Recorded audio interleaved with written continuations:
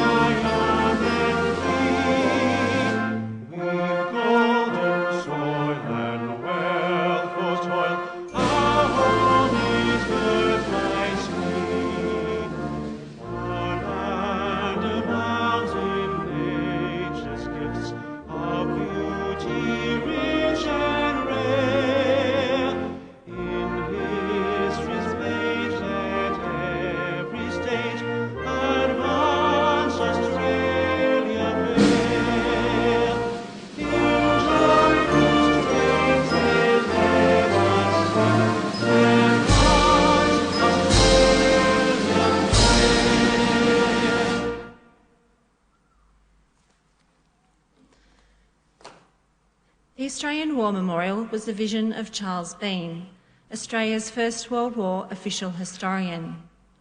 Bean landed with the Australian troops on Gallipoli and stayed with them at the front through to the end of the war.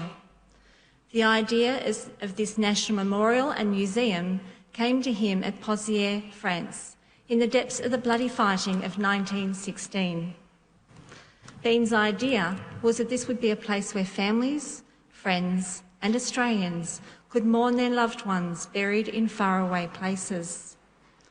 It would also be a place that could help all Australians understand what these men and women had endured and what they had done for us. Bean's vision, to which we remain true, is best expressed as inscribed at the entrance to the memorial's galleries.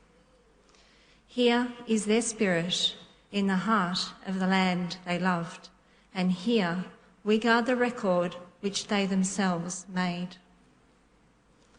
Tonight we will read the story of just one of those on the Roll of Honour, which lists the more than 102,000 men and women who have given their lives for us in war and other operations for over more than a century. But first we present a lament, Flowers of the Forest. Wreaths and floral tributes will now be laid at the base of the pool of reflection.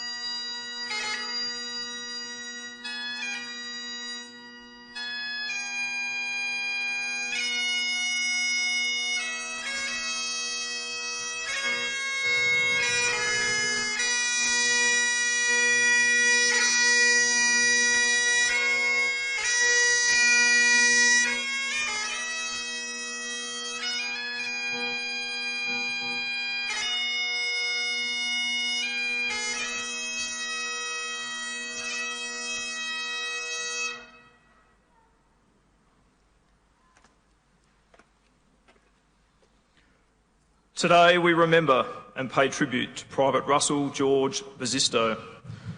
Basisto was born on the 18th of April 1897 to Ernest and Annie Basisto in Hindmarsh, South Australia. He grew up in the Medindi area and as a young man took up a baker's apprenticeship after leaving school. He was working as a baker when the First World War began. Basisto enlisted for service in the AIF under the assumed name George Russell in March 1915 at Keswick Barracks.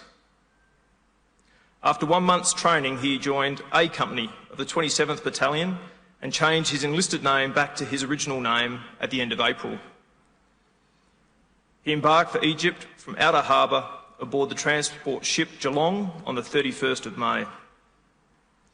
The 27th Battalion landed on Gallipoli in September 1915 and Basisto served on the peninsula until the Australians were evacuated in December.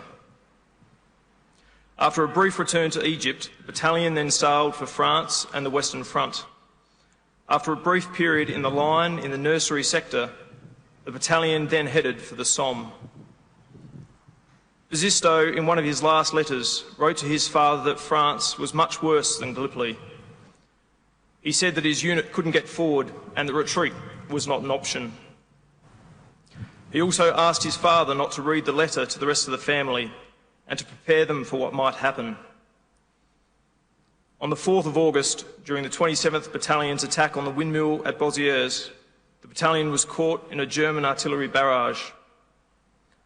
Basisto was killed by a shell blast and his body was unable to be recovered. Following the war, he was commemorated on the Villers-Bretonneux Memorial.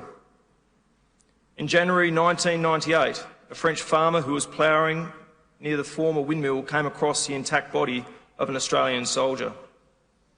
His equipment was largely complete. The rifle still had its bayonet with a hooked quillion and there was ammunition still in the magazine, with 1 round up the spout. Most importantly, the body had a set of private purchase dog tags which had been engraved with the soldier's details. Private Russell George Basisto's body had been located. Following a positive identification, he was laid to rest in the Courcelette Cemetery in July 1998. He was attended by an honour guard from the 10th 27th Battalion, Royal South Australian Regiment and 4 surviving First World War diggers. Basisto's name is listed on the Roll of Honour on my right, along with around 60,000 others from the First World War. There is no photograph in the collection display beside the pool of reflection. This is but one of the many stories of courage and sacrifice told here at the Australian War Memorial. We now remember Private Russell George Basisto and all of those Australians who have given their lives in service of our nation.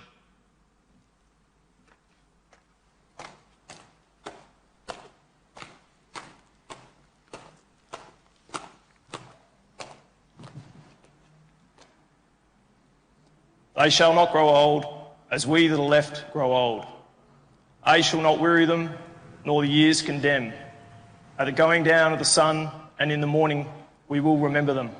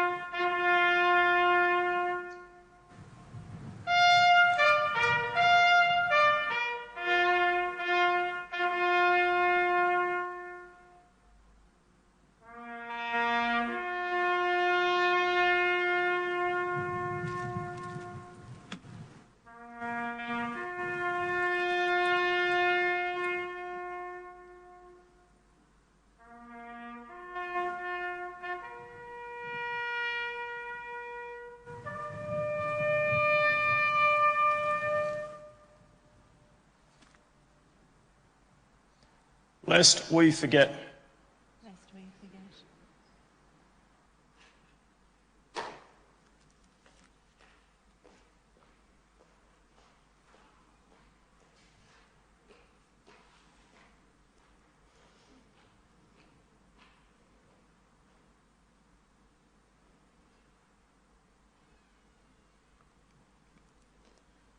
We leave you this evening with the words of the memorial's founder, Charles Bean. Many a man lying out there at Cosier or in the low scrub at Gallipoli, with his poor, tired senses barely working through the fever of his brain, has thought in his last moments, well, it's over.